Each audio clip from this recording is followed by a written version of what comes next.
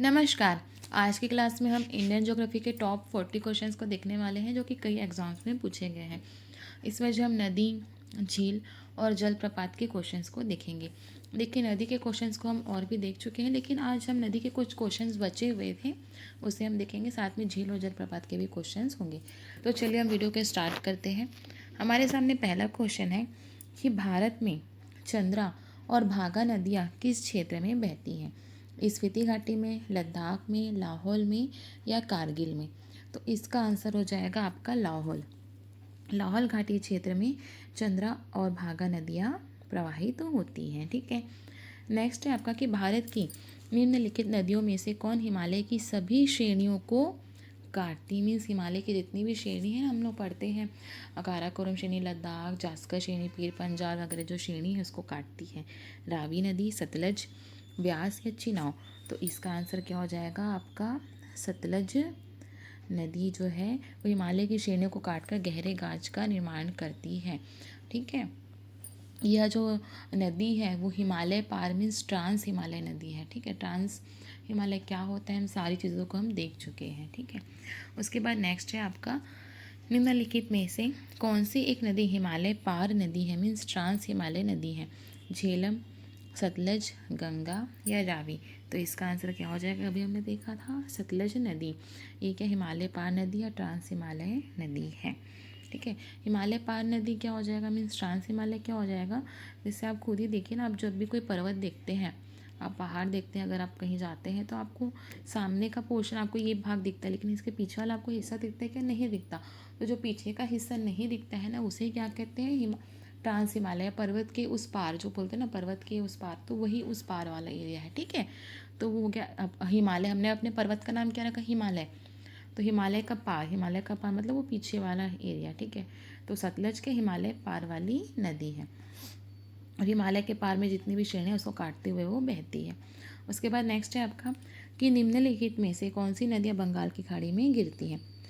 गंगा, ब्रह्मपुत्र तथा गोदावरी, महानदी, कृष्णा तथा कावेरी, लूनी, नर्मदा तथा ताप्ती या दोनों एक और दो?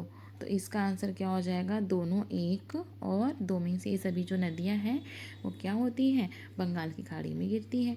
नेक्स्ट है आपका कि दामोदर, कोयल और सुवर्ण रेखा नदी निम्नलिखित में से कहाँ से निकलती है? दक्कन का पठार से, सेंट्रल हाईलैंड से, छोटा नागपुर का पठार से, मेघालय के पठार से?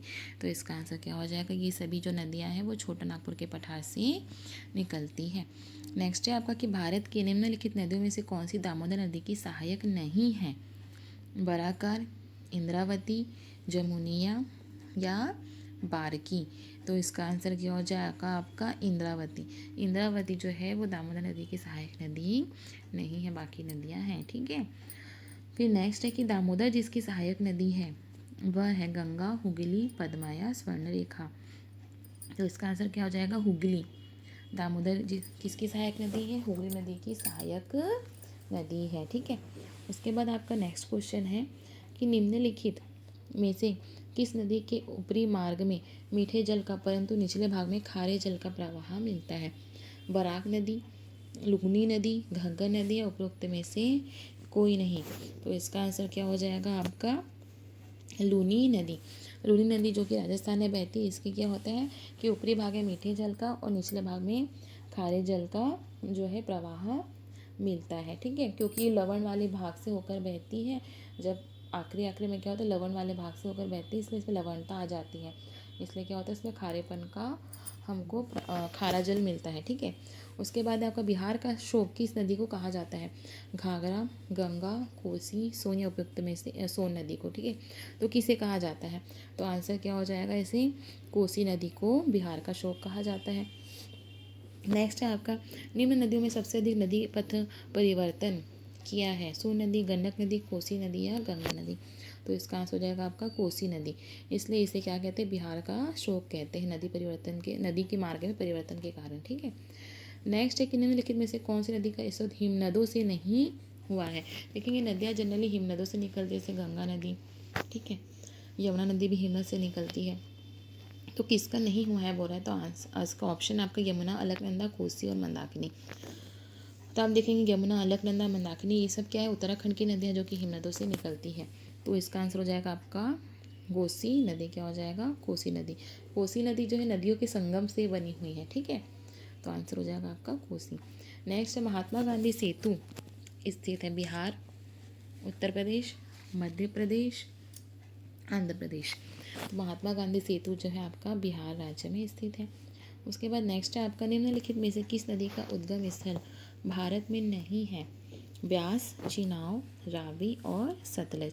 तो इसका आंसर क्या हो जाएगा आपका सतलज। सतलज जो है तिब्बत से निकलते, तिब्बत में जो कैलाश पर्वत है मानसरोवर झील के निकट राकसताल झील से निकलती है। कहाँ से निकलती है, राकसताल झील से निकलती है, ठीक है। उसके बाद नेक्स्ट है कि निम्नलिखित में से कौन सी नदी मध्य प्रदेश से निकलती है और खंबात की खाड़ी में गिरती है। पार्वती नदी, लूनी नदी, माही नदी और जवाई नदी। तो इसका आंसर क्या हो जाएगा आपका तीसरा, माही नदी, ठीक है। उसके बाद है आपका नेक्स्ट, किशन गंगा एक सहायक नदी नहीं है। रावी की, चिनाव की, झेलम की या व्यास की। किसकी सहायक नदी है, सॉरी क्वेश्चन मैंने गलत बोला था। किशन गंगा एक सहायक नदी है, किसकी है, तो ये झेलम की सहायक नदी है। तो इसी पे किशन गंगा परियोजना भी है ना, ठीक है। उसके बाद नेक्स्ट है आपका निम्नलिखित नदियों में से कौन सा अपने भ्रंश घाटी प्रवाह के लिए प्रसिद्ध है। चंबल, दामोदर, गंडक, रामगंगा। तो क्या हो जाएगा इसका आंसर, दामोदर नदी, ठीक है। क्या हो जाएगा, दामोदर नदी। नेक्स्ट क्वेश्चन है आपका कि निम्नलिखित में से कौन सा शहर गंगा नदी के किनारे स्थित नहीं है। फतेहपुर, भागलपुर, उत्तरकाशी और कानपुर। आप देखेंगे कि जो फतेहपुर है गंगा नदी के किनारे स्थित है, ठीक है। आपका भागलपुर भी गंगा नदी के किनारे स्थित है और कानपुर भी। लेकिन जो उत्तरकाशी है वो गंगा नदी के किनारे स्थित नहीं है, ये जो है भागीरथी से संबंधित है। तो आंसर क्या हो जाएगा आपका उत्तरकाशी। उसके बाद नेक्स्ट आपका निम्नलिखित में से कौन एक सुमेलित नहीं है।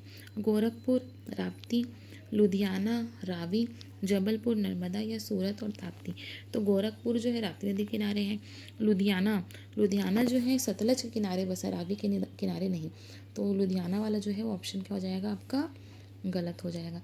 जबलपुर नर्मदा के किनारे, सूरत भी ताप्ती के किनारे। तो बी गलत, सेकंड गलत हो जाएगा। फिर नेक्स्ट के निम्नलिखित में से कौन सा जोड़ा गलत है बताना है। कोटा चंबल के किनारे है, सही है, ठीक है। भुवनेश्वर महानदी के किनारे है, ये आपका क्या हो जाएगा गलत। क्योंकि भुवनेश्वर जो उड़ीसा राज्य की राजधानी है वो महानदी के संगम पर नहीं बल्कि वो जो है जो उड़ीसा के पूर्व तटीय मैदान में दया और कुआखाई नदी है उसके तट पर बसा है, ठीक है भुवनेश्वर। और जबलपुर नर्मदा नदी के तट पर है, सूरत भी ताप्ती के संगम पर है। तो आंसर क्या हो जाएगा इसका सेकंड गलत है, ठीक है। फिर आपका निम्नलिखित में से कौन सा युग्म में सही सुमेलित नहीं है, कौन सा युग्म में सही सुमेलित नहीं है। जबलपुर नर्मदा के किनारे है, ये सही है आपका, ठीक है। हैदराबाद कृष्णा दे दिया है तो ये आपका गलत है क्योंकि हैदराबाद जो है मूसी के किनारे बसा है। कोटा चंबल सही है, नासिक जो है गोदावरी ये भी सही है, सेकंड इसका आंसर हो जाएगा। फिर नेक्स्ट है आपका उज्जैन स्थित है चंबल नदी के तट पर, शिप्रा नदी के तट पर, गोदावरी नदी के तट पर, नर्मदा नदी के तट पर। तो इसका आंसर हो जाएगा आपका क्षिप्रा नदी के तट पर, ठीक है उज्जैन स्थित है। उसके बाद आपका नेक्स्ट है कि हुंड्रू जलप्रपात निर्मित है इंद्रावती नदी पर, कावेरी नदी पर, स्वर्णरेखा नदी पर या उपरोक्त में से कोई नहीं। तो इसका आंसर हो जाएगा ये जो है आपका स्वर्णरेखा नदी पर स्थित है हुंड्रू जलप्रपात। उसके बाद नेक्स्ट है कि किस नदी पर क्षीर समुद्रम जलप्रपात अवस्थित है। कावेरी नदी पर, कृष्णा नदी पर, गोदावरी पर, महानदी पर। तो क्षीर समुद्रम जलप्रपात जो है वो कावेरी नदी पर स्थित है, ठीक है। उसके बाद है आपका निम्नलिखित में से कौन सा जलप्रपात नर्मदा नदी पर नहीं है। कपिल धारा, भालकुंड, दुग्ध धारा, भेड़ाघाट। हमने सारे जलप्रपात को देखा था कि कौन से राज्य में कौन सा जलप्रपात है, तो आपसे सब बन जाना चाहिए, ठीक है। तो इसका आंसर क्या हो जाएगा आपका भालकुंड जलप्रपात नर्मदा नदी पर नहीं है, ठीक है। उसके बाद नेक्स्ट है आपका कि भारत का सबसे बड़ा जलप्रपात जोग जलप्रपात जो है किस नदी पर है। शरावती, कावेरी, गोदावरी या नर्मदा। तो इसका आंसर हो जाएगा ये जो है शरावती नदी पर है आपका कौन सा जोग जलप्रपात, ठीक है। उसके बाद है आपका नेक्स्ट क्वेश्चन निम्नलिखित में से कौन सा भारत का सबसे ऊंचा जलप्रपात है। जोग जलप्रपात, कुंचिकल जलप्रपात, राजीव कुंड जलप्रपात या केवती। तो अभी वर्तमान जो सबसे ऊंचा जलप्रपात किसे लिया जाता है? कुंचिकल जलप्रपात को लिया जाता है। कौन सा जलप्रपात? कुंचिकल जलप्रपात जो है वर्तमान भारत का सबसे ऊंचा जलप्रपात है। ठीक है। उसके बाद है कि भारत के किस जलप्रपात को लोकप्रिय रूप से नियाग्रा जलप्रपात के तौर पर जाना जाता है? बरकाना जलप्रपात, चित्रकूट जलप्रपात, रजत जलप्रपात या केवती जलप्रपात। क्या है? केवटी जलप्रपात है। ठीक है, थोड़ा मिस्टेक हो गया टाइपिंग। तो इसका आंसर क्या हो जाएगा आपका? चित्रकूट जलप्रपात। क्या है? चित्रकूट जलप्रपात, जो कि छत्तीसगढ़ राज्य में स्थित है।